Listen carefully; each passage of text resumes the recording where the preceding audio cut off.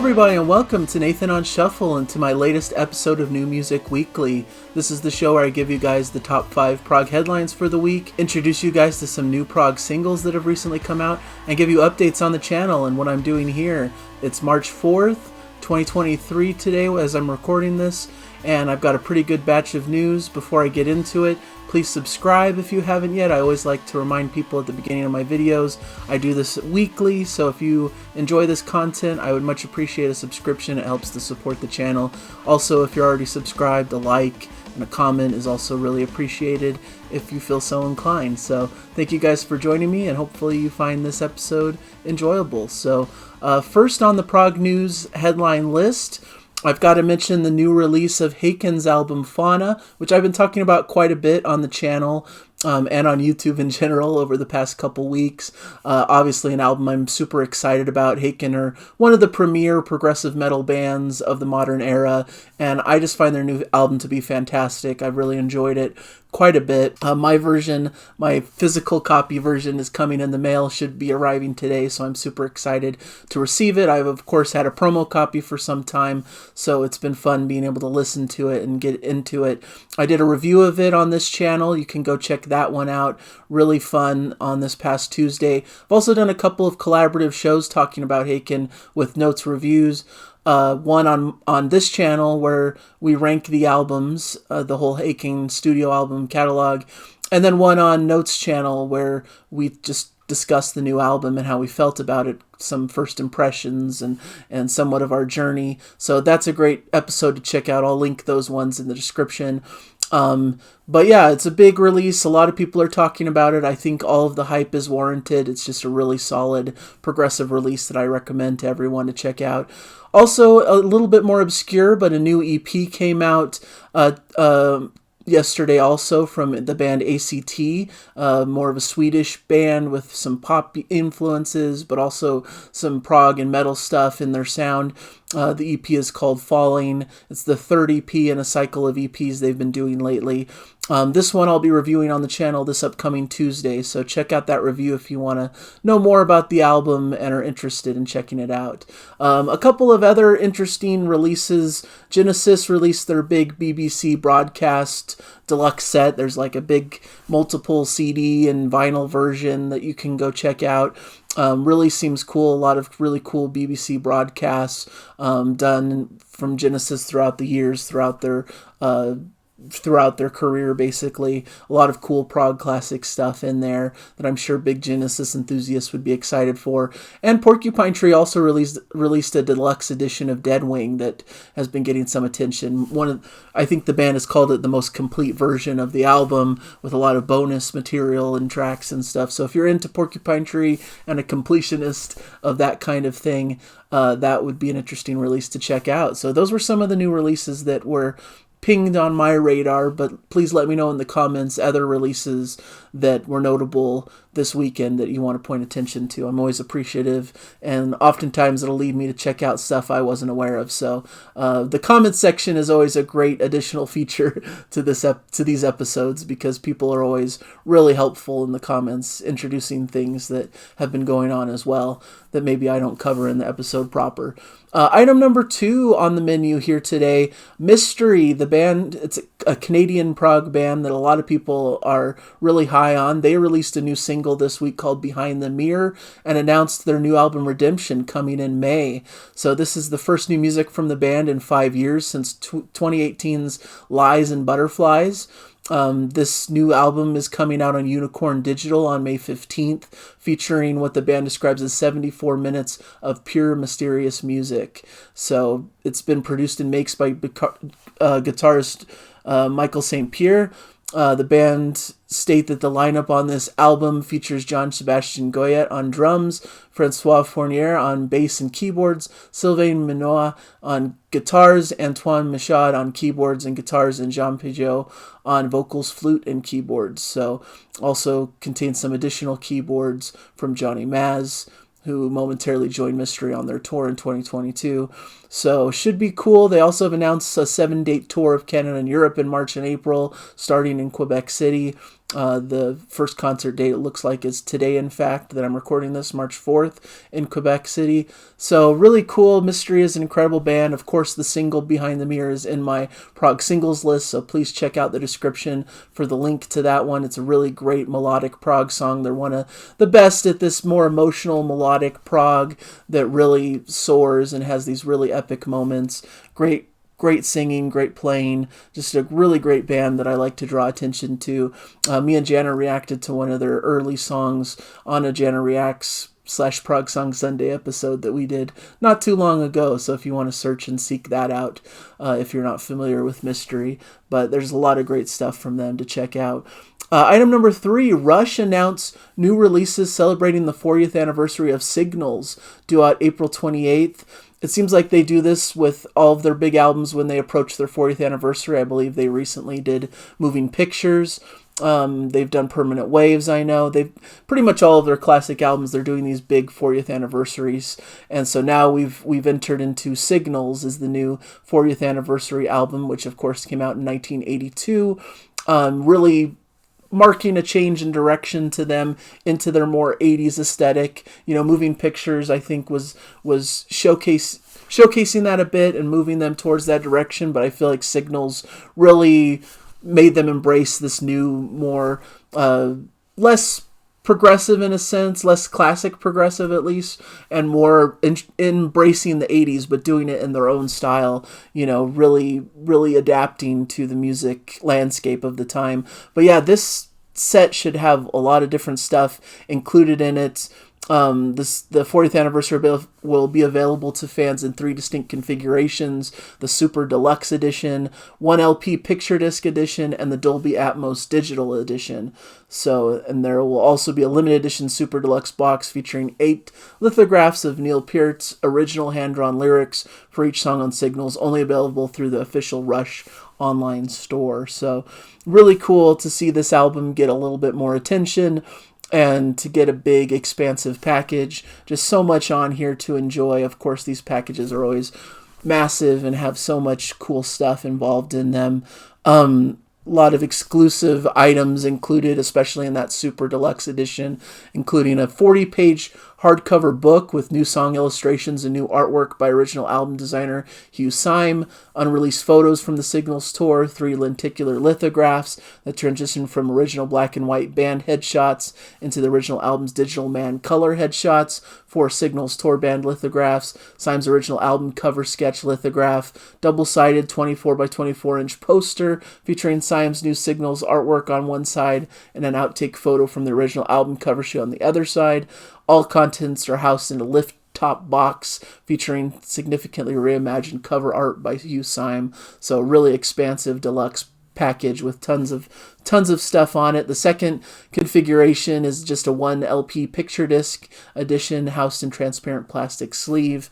And the Dolby Atmos Digital Edition is the digital equivalent of the Atmos makes of all the original 8 tracks from the album. So should be really cool to get the Dolby Atmos makes, to get this new packaging. And if you're a completionist or a collector and are a Rush fan, this should be a no-brainer to pick up at least some version of this. So thought that was cool. Another big package for collectors also is at item number 4. This is Blackfield. And they're releasing a new 7-disc deluxe box set, or a book set, I guess. Blackfield, An Accident of Stars, 2004 to 2017. Basically a big collection of their work from those years, from 2004 to 2017, released together for the first time, housed in a deluxe book set with a 64-page book featuring liner notes by Anil Prasad at the center, details the beginnings and inner workings of Blackfield's journey through interviews and rare photos with both Stephen Wilson and Aviv Geffen, who are the 2 main members that spearhead Blackfield. So really cool proggy outfit. They're not super proggy in my mind. It's more a way for them to really showcase this more ambient feel and more poppy sounds and great melodies, but they're really great songs, especially if you like Steven Wilson's style and Aviv Geffen, who's one of Israel's most iconic and best-selling musicians, working together to have this really unique, identifiable sound as Blackfield. I especially like their first two records, which I thought were really brilliant pop prog stuff, and just has really memorable hooks and stuff that really grab you. So included in this package are the first 5 albums, as well as a bonus disc of the band's previously unreleased incredible show at Paradiso Amsterdam from 2011. Alongside this will be a newly produced Blu-ray, which has the first 4 albums, it looks like, or the first 3 albums in 24-bit 44.1 format, Blackfield 4 and Blackfield 5 and 5.1 surround, and high-resolution 24-bit stereo, plus the band's promo videos from this period are included, and the 2007 concert film Live in New York. So really cool. All the albums, a Blu-ray with different mixes of the album, a live CD and all that kind of stuff. It just should be a really expansive piece of history here from Blackfield. A really cool collector's edition for those who really appreciate the band.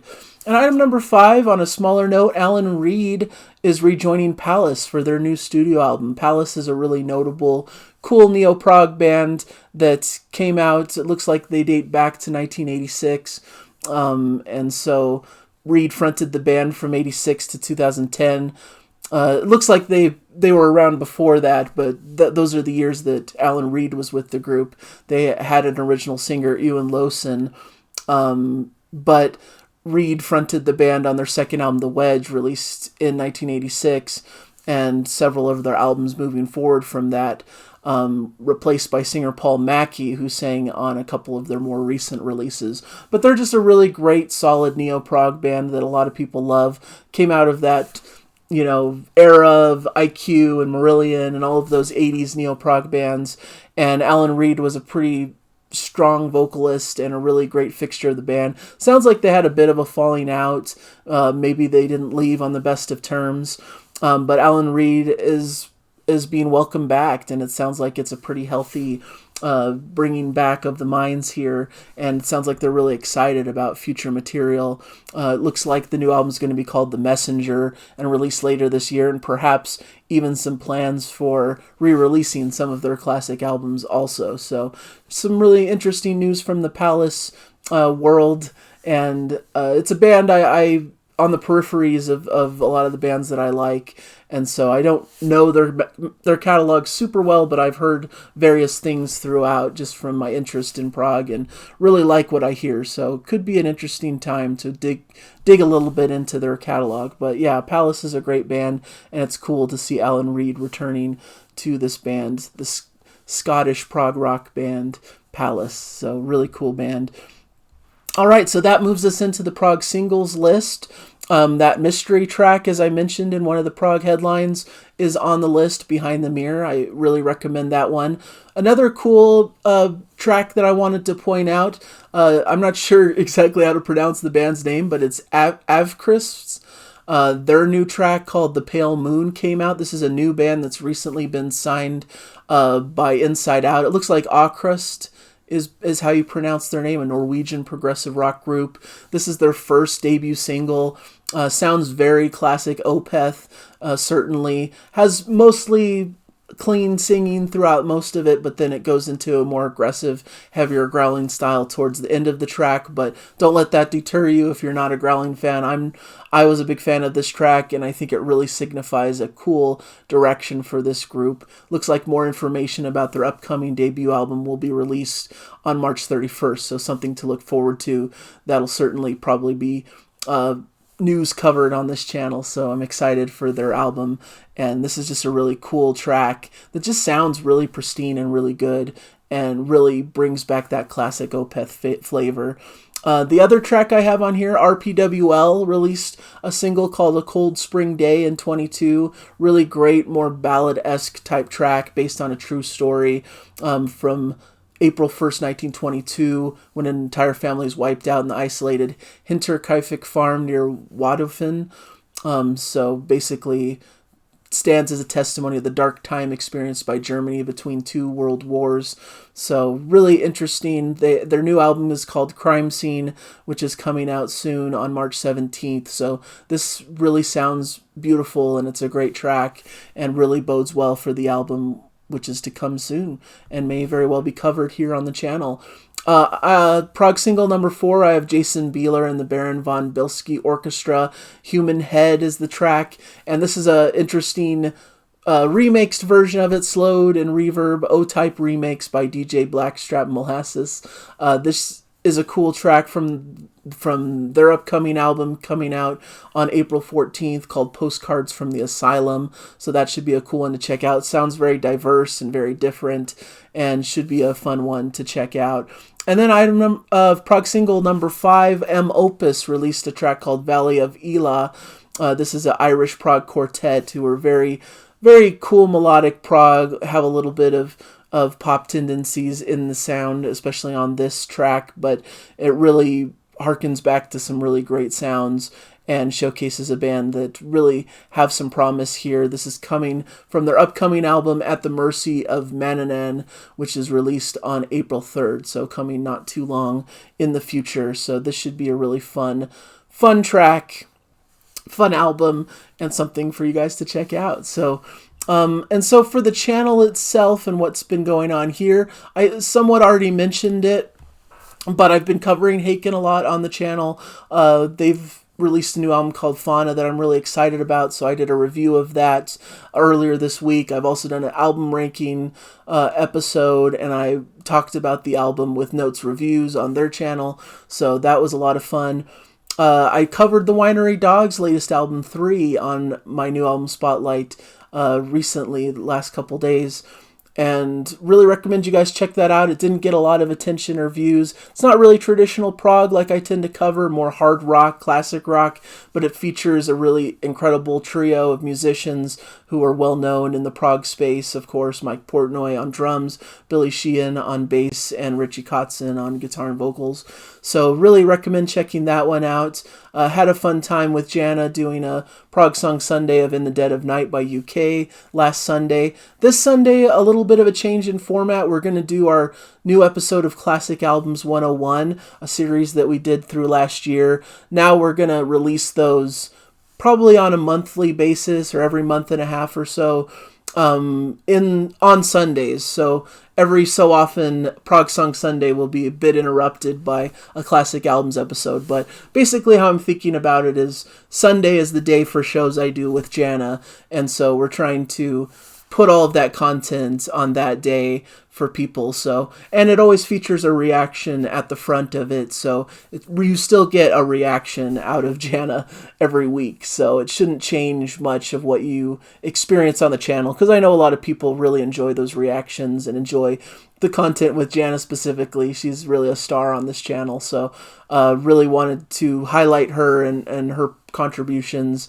And so this should be no different. We react to a song from the album, and then we talk about the album in full. We go off to our separate corners, listen to it off channel, and talk about the album. It's really a fun experience. But if you're just into the reaction side, you could just stop it after the reaction and skip over our discussion. But I'd hope that a lot of people would be also interested in our discussions as well. So that should be fun. And we focus more on classic albums that are not prog, or that are more tangentially related to prog but aren't full-blown prog albums, since we save a lot of those prog tracks for Prog Song Sunday. So these are more classic rock albums mostly, but also classic albums in any genre throughout the years that just people hail as a classic in their field. So this Sunday we're going to be doing a Beatles classic, Revolver, so that should be really fun to cover. And this week on the channel, I'm going to do a review of the new EP by A.C.T. called Falling. I talked about that at the open of the show. I also am going to get back into top 5. I've taken a little bit of a break the past few weeks, but I'm going to do a top 5 episode this week, so that should be fun to look forward to on Thursday. So really some fun stuff happening on the channel, some cool releases out recently, and just having a whole lot of fun, and hope you guys are too. So thank you guys so much for joining me on this episode, and I hope you guys are having a great time out there and are enjoying the music wherever you're at. So thank you guys for joining me, and I'll see you guys hopefully in the next episode. Bye!